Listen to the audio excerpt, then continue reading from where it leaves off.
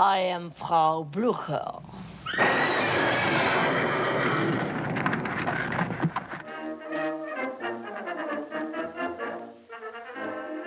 Hi everyone, Rick Russell here. Stand by for channel markers.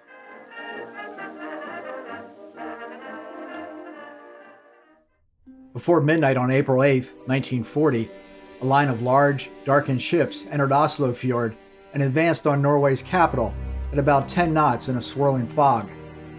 Soon patrol boats used searchlights to illuminate the group, but mist, darkness, and counter-illumination prevented a positive identification. Next, the lighthouses and most coastal lights within the fjord went dark. As the mystery ships passed through the first kill zone, a coastal battery fired 5 warning shots. In new heavy cruiser Blücher, I wonder what's got into them. Which was in the lead, Rear Admiral Oskar Kummetz already knew surprise was lost.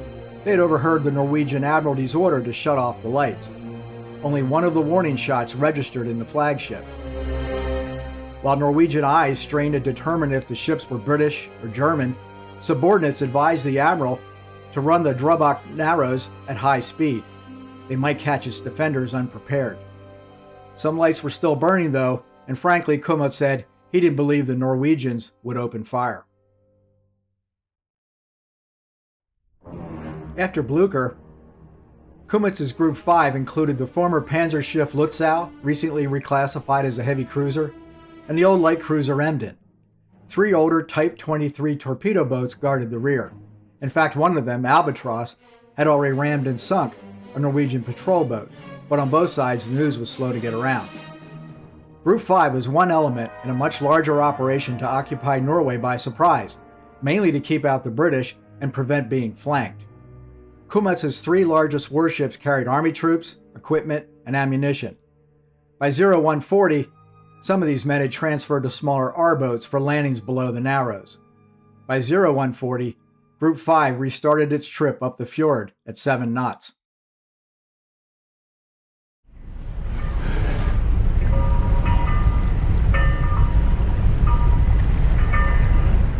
By now, all coastal lights had been doused.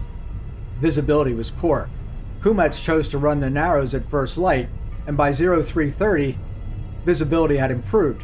At about 0346, Blücher entered the Drøbak Channel, where 2 patrol boats promptly illuminated her with searchlights. The Norwegians still didn't know the nationality of the intruders, and apparently were looking for the name and national markings on her aircraft. Norwegian authorities didn't correctly identify the ships as German until a few minutes past 0400.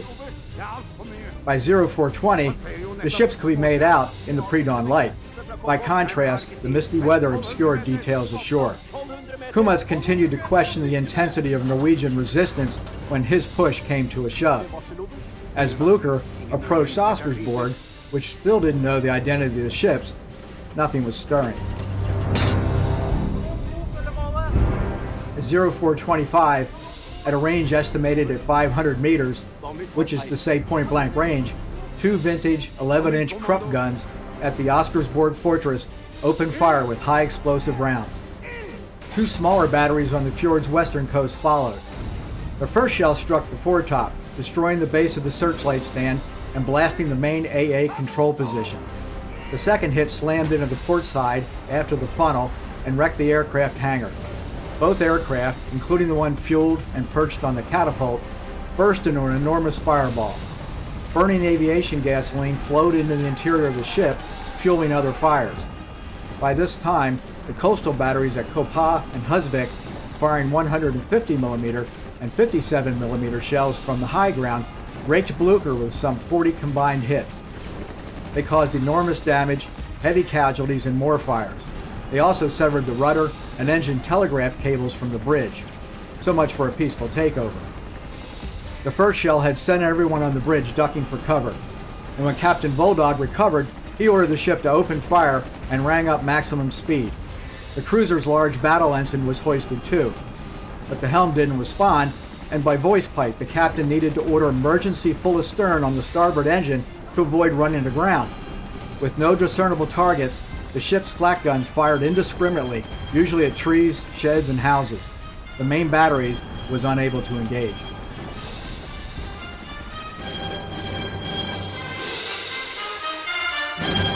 As Blücher staggered from the kill zone, the Norwegian guns stopped firing. At that moment, a torpedo battery built into the rock face of Kaholme Island opened fire, putting two 40-year-old torpedoes into the ship. The one-sided battle had lasted less than 10 minutes. Blücher was unmaneuverable and listing to port.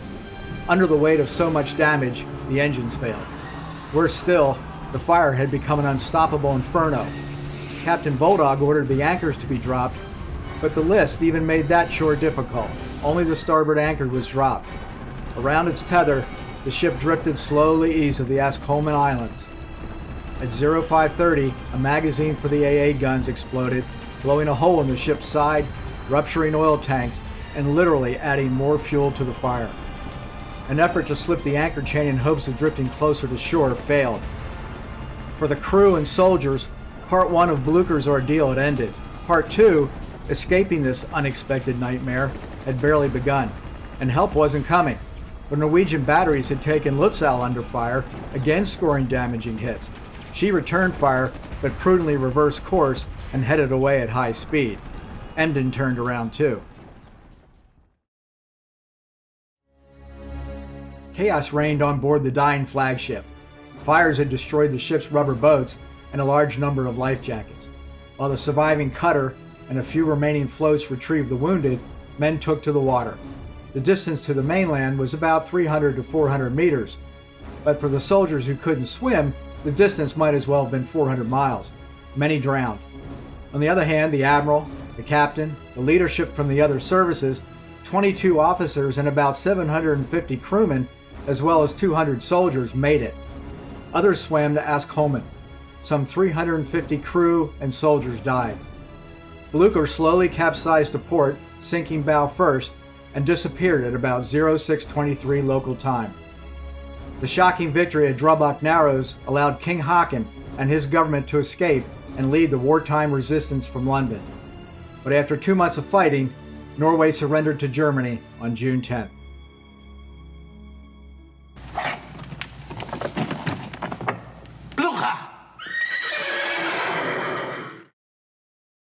That's all for this channel marker. Thanks for watching.